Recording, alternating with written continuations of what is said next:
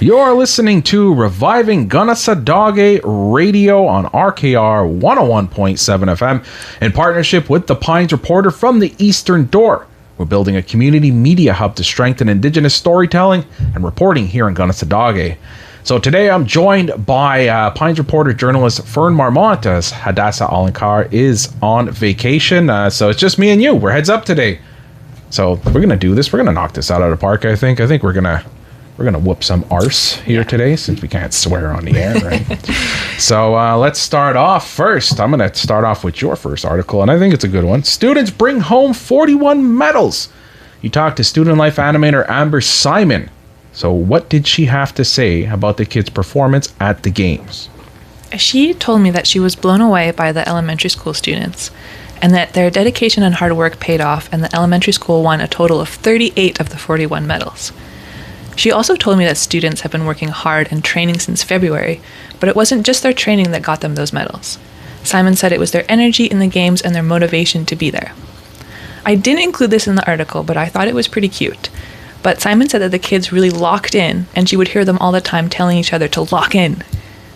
She also commented that she can see the confidence in the students returning back to school this week. And who were some of the students who talked with you, and what did they have to say? Yeah, so I got the chance to speak with some of the elementary school students. Eden Lemire spoke to me about how she has done the FNEC in the past, but usually would just be with the older kids, and that this is the first time that she has gone to the FNEC with her friends, which she said really made the event much more enjoyable. She also told me that this year was the first time she ever won medals, which made her feel really happy and proud of herself. I also got the chance to speak with Kanehsatake Gabriel, who decided last minute to compete in the 800-meter track, and still he was able to win a medal. He said he was really proud of himself and that winning is like a shock of adrenaline for him. He also shared with me that he won 4 medals, but he gave one to his friend. That's JJ Gabriel, right? Mm-hmm, yeah. Well, I gotta say, he's like, what, 8 years old, 9 years old, 10 years old, something like that? He's already a better person than me, because I don't think I would have gave away one of my medals, so good on you, JJ. You're awesome, man.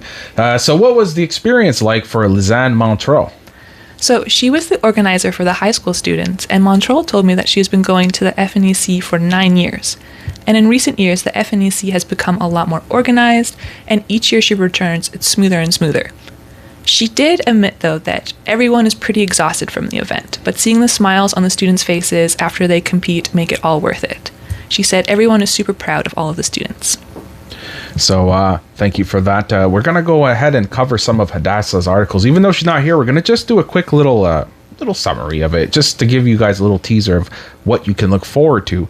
And she always kicks off with controversy, so we're going to go into a controversial one here. So it says, former Grand Chief Victor Bontsville wrote a letter to the Iroquois caucus concerning caretaker council members that are representing Kanehsatake. And if you want to find out more about this story, well, guess what? You got to grab this week's edition of the Pines Reporter. It's in the Eastern Door. And that's about all we're going to cover on that one. So go get the copy if you want to know more. So let's go on to your next article here. How Kanehsatake shapes lives. What inspired Kahundukta, because you talked with her, right? Kahundukta Bova, to learn Kanehsatake. So Beauvais told me that she was working at Mohawk Gas Bar, and a customer came in and began speaking to her in Kanehsatake. And she was kind of blown away that he could speak so fluently. She knew a little bit, but found that she could barely understand what he was saying.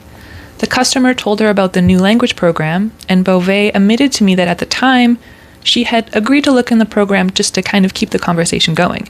But then later on, she realized that this was actually something she really wanted to do.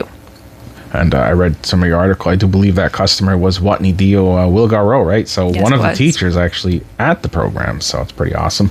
What were some of her challenges?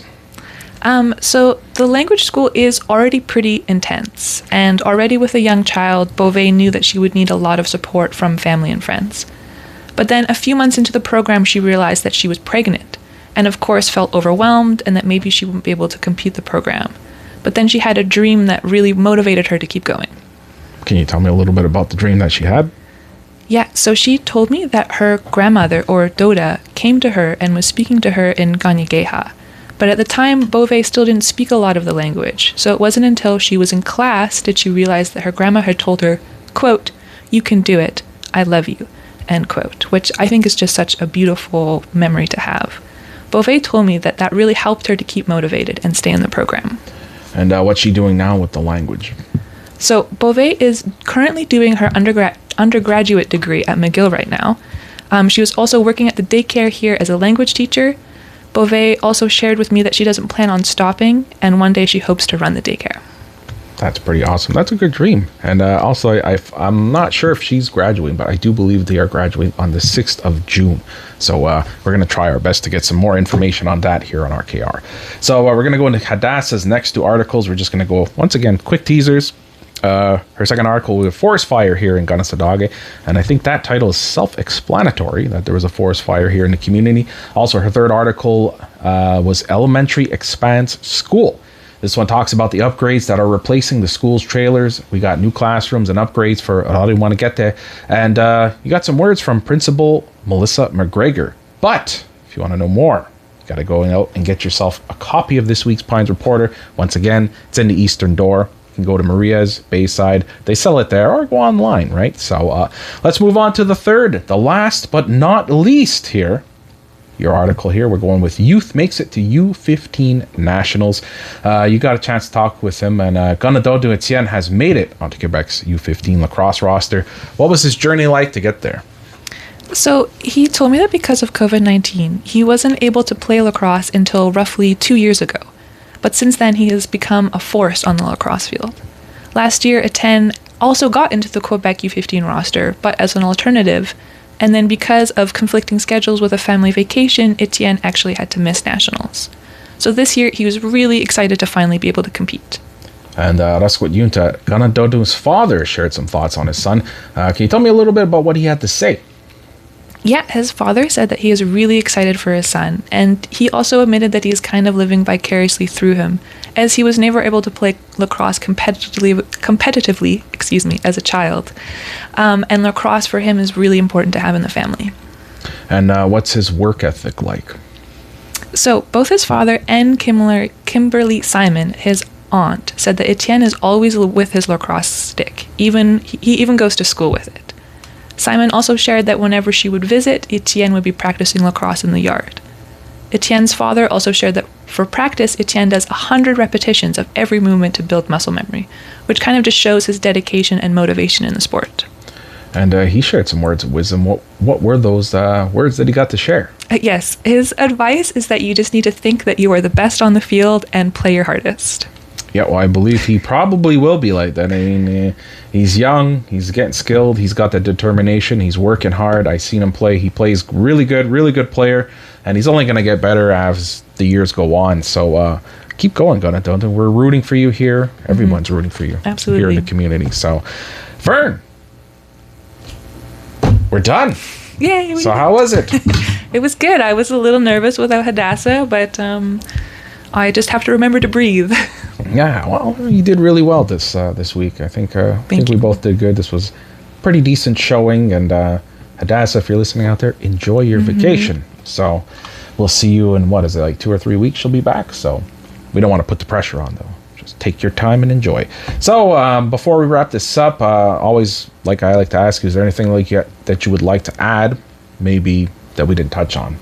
No, just thank you, Sterling, always helping me with my nerves on the show. I appreciate it. Oh, no, you're welcome. That's what we're here for, right? I rather, we get to the point, we do some serious work, but then we have fun with it, right? We're allowed to laugh and have a good time. So that was a conversation with the Pines Reporter journalist Fern Marmont from the Eastern Door.